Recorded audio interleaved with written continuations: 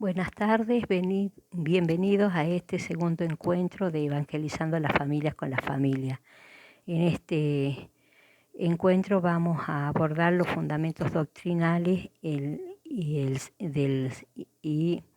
y dentro de ellos el sacramento del matrimonio en el catecismo de la Iglesia Católica, ¿sí? Entonces, para este segundo encuentro nos planteamos en primer lugar cuál es el designio de Dios sobre el hombre y la mujer y qué es lo que nos dice el Catecismo de la Iglesia Católica. Precisamente que Dios, que es amor, crea al hombre por amor, ¿no? Y lo ha llamado a amar. Esto está inscripto en el corazón del hombre, es lo que nosotros creemos. Creando al hombre y a la mujer los ha llamado al matrimonio, a una íntima comunión de vida y de amor entre ellos. Por eso es que la Sagrada Escritura dice que el hombre y la mujer ya no son dos, sino una sola carne. Al bendecirlo, Dios les dice, creced y multiplicaos. ¿Qué significa esto? Precisamente que esta creación que el Señor ha creado para el hombre debe ser dominada por el hombre, la mujer y su descendencia, ¿sí? Entonces esto nos lleva a pensarnos que cuál es el fin del matrimonio, con qué fines ha instituido Dios el matrimonio. Y tenemos que decir que esta alianza matrimonial entre el hombre y la mujer está fundada y estructurada con leyes propias dadas por el Creador. Está ordenada por su propia naturaleza a la comunión y al bien de los cónyuges. Por eso decíamos anteriormente, ya no son dos, sino son uno, han constituido una sola carne por el matrimonio, ¿no? A eso se refiere cuando habla de una comunión. Y también está, ¿para qué es el matrimonio? ¿Cuál es el fin? Para el bien de los cónyuges. El matrimonio, el sacramento del matrimonio debe llevar a la santificación de ambos esposos. Y también dentro de los fines del matrimonio se puede considerar a la procreación, es decir, a tener hijos y a la educación de ellos. Así, nuestro Señor Jesucristo enseña que el designio original divino, es decir, con el proyecto con el que Dios ha creado al hombre, es que el matrimonio, la unión matrimonial es indisoluble. Por eso dice también la Escritura, en palabras de nuestro Señor, lo que Dios ha unido, que no lo separe el hombre, ¿no? Decía recién que el hombre y la mujer se santifican en el matrimonio, porque cómo ha pensado Dios el matrimonio y para este fin lo ha instituido. Viendo Dios que el amor es bueno, que es muy bueno a los ojos del Creador, Dios bendice este amor y lo destina a ser fecundo y a realizarse en la obra común del cuidado de la creación, ¿no? Por eso decía este mandato que da Dios al hombre y a la mujer: sed fecundo y multiplicaos y llenad la tierra y someterla. ¿Qué significa esto? Que Dios le da al hombre dominio sobre todo lo creado, sobre la naturaleza, pero ese dominio no significa que va a usar y va a destruir la naturaleza, sino que precisamente, como nos dice el Papa en Laudato Si, está destinado al cuidado, al dominio, pero también al cuidado de esta casa común, que es lo que el Señor le ha dado al primer hombre y a la primera mujer y que nos da también hoy a nosotros. La Sagrada Escritura afirma que el hombre y la mujer han sido creados el uno para el otro. Por eso dice en el Génesis, no es bueno que el hombre esté solo. Entonces la mujer, que es carne de la carne del hombre, es su igual, es la criatura más semejante al hombre mismo. Por eso Dios crea a la mujer como auxilio. Pero ¿esto qué significa? Que representa a Dios la mujer que es carne de la carne del hombre va a representar a una criatura que es semejante al hombre mismo. Así quiere representar la Sagrada Escritura que Dios es también nuestro auxilio. Y por eso dice allí, deja el hombre a su padre y a su madre y se une a su mujer y se hacen una sola carne. Esto vuelve a reafirmar la unión indefectible de las dos vidas, la del hombre y de la mujer. Esto es lo que está en el designio original de la creación del hombre y de la mujer, ¿no? Sabemos que al principio, cuando Dios crea al hombre y a la mujer, existe armonía, todo es armonioso y eso es lo que está en el plan divino, armonía entre la criatura y su creador, la armonía entre la criatura y la creación, armonía entre el hombre y la mujer, entre el hombre y sus prójimos y armonía entre el hombre y sí mismo. Pero esa armonía sabemos que se rompe con el pecado. Entonces sabemos que el hombre vive la experiencia del mal y esa experiencia del mal, dada como consecuencia del pecado, se hace sentir en las relaciones entre el hombre y la mujer. Y de allí tenemos que en todo tiempo la relación entre el hombre y la mujer vive amenazada por la discordia, por el espíritu de dominio, la infidelidad, los celos y los conflictos que muchas veces pueden conducir hasta el odio y la ruptura. Esto es el desorden que introduce el pecado en la vida del hombre, en toda la creación. Este desorden no se origina, no es propio de la naturaleza del hombre y de la mujer, ni existe originalmente en sus relaciones, sino en el pecado. Al producirse el pecado, se produce la ruptura con Dios y que tiene consecuencias también en la ruptura o provoca la ruptura de la comunión original entre el hombre y la mujer, ¿no? Entonces, en el plan de Dios que nos había creado en armonía, la armonía original entre el hombre y la mujer queda rota por el pecado. Entonces esto hace que se cambie esa comunión se rompe y aparecen las relaciones de dominio y de concupiscencia, ¿no? El desorden en las relaciones humanas. Entonces, esa hermosa vocación que Dios le había dado al hombre y a la mujer de ser fecundo y de multiplicarse y de someter la tierra, va a quedar sometida a los dolores del parto y los esfuerzos de ganar el pan. Y a pesar de que el hombre peca y que se produce esta ruptura, este desorden en sus relaciones, el hombre y la mujer no quedan solos, ¿no? Sabemos que a pesar de que queda perturbado gravemente este orden en la creación, tenemos la ayuda de la gracia. El hombre y la mujer necesitan la ayuda de la gracia de Dios para que pueda existir entre ambos esa armonía originaria con la que Dios había pensado cuando crea al hombre y a la mujer. Entonces, esto es importante considerar cómo es que nosotros, cualquier persona, cualquier hombre, cualquier mujer que se une en matrimonio no puede, sin la ayuda de la gracia, sin la existencia de la gracia en el matrimonio, es imposible vivir esa comunión, ¿no? Esa armonía original que Dios había pensado para nosotros. Pero precisamente el Señor nos da la gracia para poder recuperar de alguna manera esa armonía original.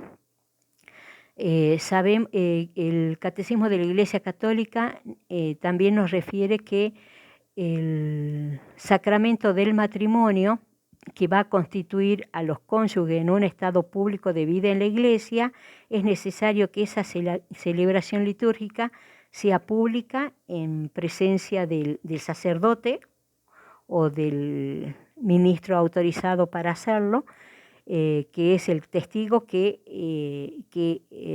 representa a la Iglesia, y de otros testigos que son la comunidad que están presentes en la celebración del sacramento del matrimonio, ¿no? Es necesario que ello se realice dentro de la Eucaristía y habiendo realizado primero el sacramento de la penitencia. También el Catecismo de la Iglesia Católica nos dice que es necesario para la realización del sacramento del matrimonio el consentimiento matrimonial, que es la voluntad expresada por un hombre y por una mujer de entregarse mutua y definitivamente y con el fin de vivir una alianza de amor fiel y fecundo. Para que el matrimonio sea válido es necesario que este consentimiento sea consciente y libre, ¿no? No determinado ni por la violencia ni por la coacción, porque si no hay libre consentimiento, el sacramento del matrimonio no es válido. También es importante hacer referencia en este punto de que para que el sí de los esposos sea un acto libre y responsable, como es lo que establece el Catecismo de la Iglesia Católica, y para que esa alianza matrimonial entre el hombre y la mujer tenga fundamentos humanos y cristianos sólidos y estables, es fundamental la preparación para el matrimonio, ¿no? El ejemplo y la enseñanza que dan los padres y las familias son el camino privilegiado de esta preparación. En el encuentro anterior hablábamos de una preparación remota para el matrimonio. Esta es la preparación remota, ¿no? Comienza desde el mismo momento que se constituye una familia, porque en este ejemplo de los padres, en esta vivencia de los valores humanos y cristianos que se puede experimentar en las familias, cuando comienza a prepararse el matrimonio, ¿no? Y de allí la necesidad de la que hablábamos en el primer encuentro, del acompañamiento permanente que necesita la familia para ayudar a educar a los hijos en los valores cristianos que son necesarios para constituir a futuro también una nueva familia. El Catecismo de la Iglesia Católica también se refiere a cuando, qué ocurre cuando uno de los esposos o quienes van a contraer matrimonio no es católico. Entonces el Catecismo nos dice que para ser lícitos los matrimonios mixtos, es decir, entre un católico y bautizado y un bautizado no católico, se necesita la licencia, es decir, el permiso de la autoridad eclesiástica.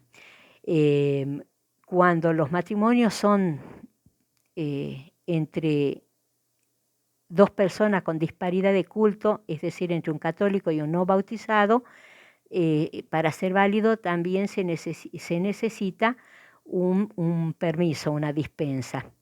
De todas maneras, de acá lo importante es saber y reflexionar sobre que lo esencial es que se acepten los fines y las propiedades que son esenciales del matrimonio y que el cónyuge que es católico esté decidido y comprometido a que se conserve la fe y se asegure el bautismo y la educación católica de los hijos. También,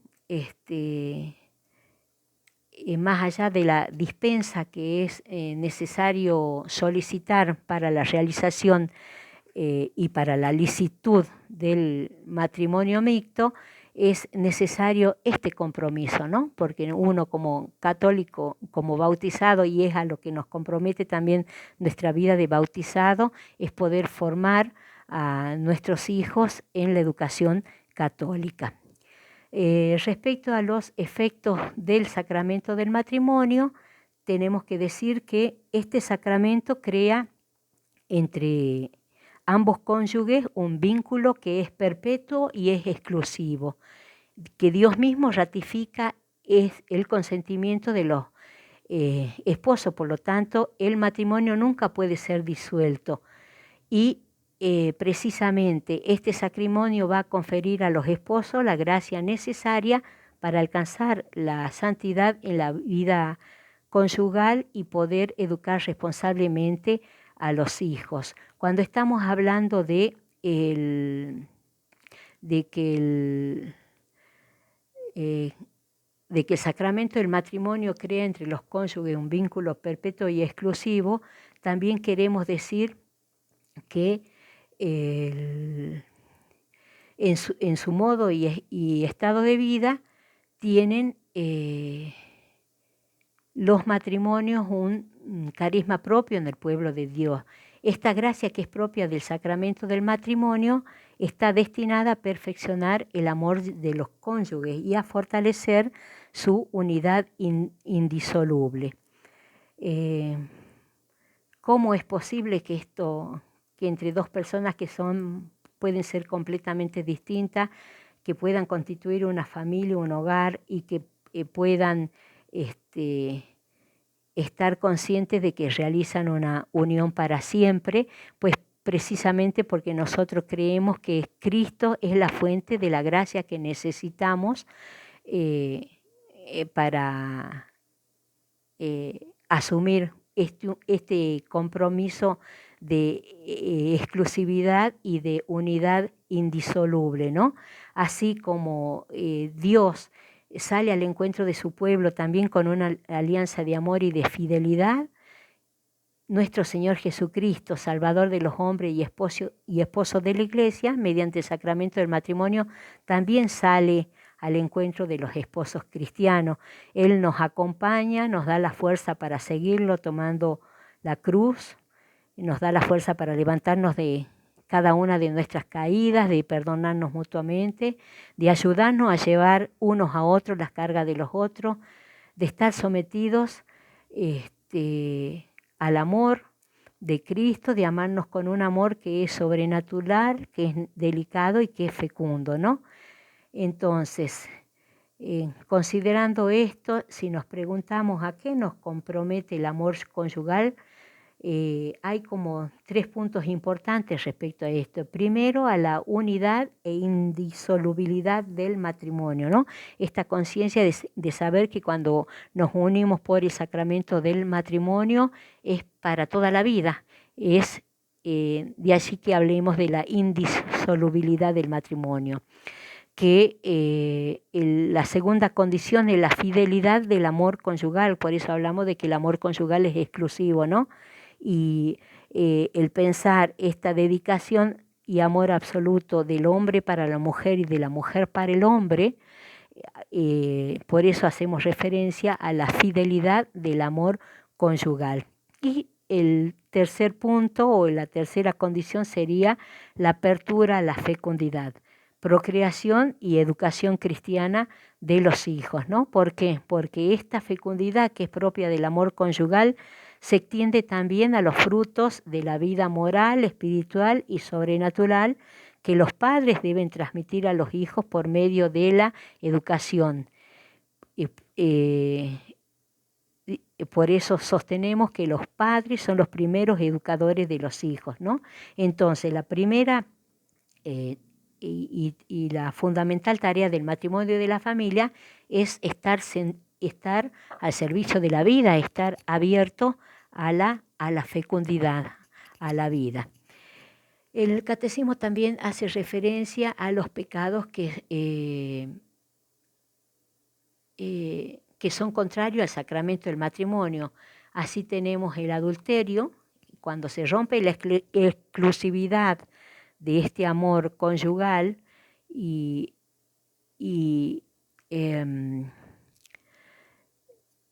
y aparece una tercera persona, es cuando estamos hablando de adulterio. La poligamia, que es propia quizás de algunas sociedades en África o en otros lugares que obviamente nuestro catecismo no la acepta porque contradice la idéntica dignidad entre el hombre y la mujer y también va en contra de la unidad y exclusividad del amor conyugal. Cuando alguno de los cónyuges rechaza la fecundidad y priva la vida conyugal del don de los hijos y también el divorcio, que es otro de los atentados contra o de los pecados que atenta gravemente contra el sacramento del matrimonio porque contradice la indisolubilidad de la cual estamos hablando. Hay en algunas situaciones en que la Iglesia admite la separación física de los esposos cuando la cohabitación entre ellos, por distintas razones, se ha hecho prácticamente imposible. Y aun cuando la Iglesia y las orientaciones que nos pueden dar, que nos acompañan, van a tender siempre a la reconciliación, y aun cuando ésta se haga imposible se pueda admitir la separación física de los esposos, pero los esposos siguen unidos por el vínculo del matrimonio y por lo tanto no son libres de contraer una nueva unión a menos que se haya iniciado un proceso de nulidad matrimonial y la misma, es decir, la nulidad sea declarada por la autoridad eclesiástica, ¿sí? ¿Qué pasa si nos preguntamos cuál es la actitud de la Iglesia hacia los divorciados vueltos a casar? En este sentido, el Catecismo de la Iglesia Católica es muy claro y fiel al Señor. Sostiene que la Iglesia no puede reconocer como matrimonio la unión de divorciados vueltos a casar civilmente, por más que las leyes civiles puedan consagrar nuevos matrimonios,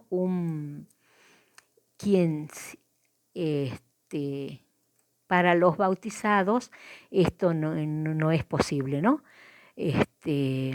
Entonces la Iglesia no admite unión de divorciados vueltos a casar civilmente, pero sí muestra hacia ellos una atenta solicitud, los invita a una vida de fe, a la oración, a las obras de caridad y a la educación cristiana de los hijos, ¿no? No podrán recibir la absolución sacramental ni acercarse a la comunión eucarística. ¿Por qué? Porque la situación de divorcio contrasta objetivamente con la ley de Dios, pero siguen siendo hijos de la misma Madre Iglesia y pueden participar de esta manera en distintas actividades. Y en el último punto del catecismo referido al sacramento del matrimonio nos habla de la familia cristiana como una iglesia doméstica. Así la había llamado el documento del Concilio Vaticano II, ¿no? Y así como nuestro Señor Jesucristo quiso nacer dentro de una familia humana, dentro de la Sagrada Familia, la familia cristiana también es llamada iglesia doméstica porque manifiesta y realiza la naturaleza comunitaria y familiar de la Iglesia en cuanto que la Iglesia es familia de Dios. Entonces, cada miembro va a ejercer su propio papel, cada miembro, de acuerdo a su rol, ejerce el sacerdocio bautismal, contribuyendo a hacer de la familia una comunidad de gracia y de oración. Es en la familia donde se aprenden las virtudes humanas y cristianas y es el lugar donde los padres realizan el primer anuncio de la fe a sus hijos. De allí la importancia no solo de considerar, sino de vivir a la familia como una iglesia doméstica. Bien, con este punto estamos terminando este segundo encuentro. También como lo hemos hecho anteriormente, nos vamos a encomendar a San José, patrono de la Iglesia, este encuentro y le vamos a decir: a ti, bienaventurado San José, acudimos en nuestra tribulación y después de implorar el auxilio de tu Santísima Esposa, solicitamos también confiadamente tu patrocinio. con aquella caridad que te tuvo unido con la Inmaculada Virgen María, Madre de Dios, y por el paterno amor con que abrazaste al niño Jesús, humildemente te suplicamos que vuelvas benignos los ojos a la herencia que con su sangre adquirió Jesucristo, y con tu poder y auxilio socorras nuestras necesidades. Protege, oh providentísimo custodio de la divina familia, la escogida descendencia de Jesucristo. Alejas de nosotros, oh Padre amantísimo, este flagelo de errores y vicios. Asístenos propicio desde el cielo en esta lucha contra el poder de las tinieblas, y como en otro tiempo libraste de la muerte la vida amenazada del niño Jesús, así ahora defiende a la Santa Iglesia de Dios de las hostiles insidias y de toda adversidad. Y a cada uno de nosotros protégenos con tu constante patrocinio, para que, ejemplo tuyo y sostenido por tu auxilio, podamos vivir y morir santamente y alcanzar en los cielos la eterna bienaventuranza. Amén. En el nombre del Padre, del Hijo, del Espíritu Santo. Amén.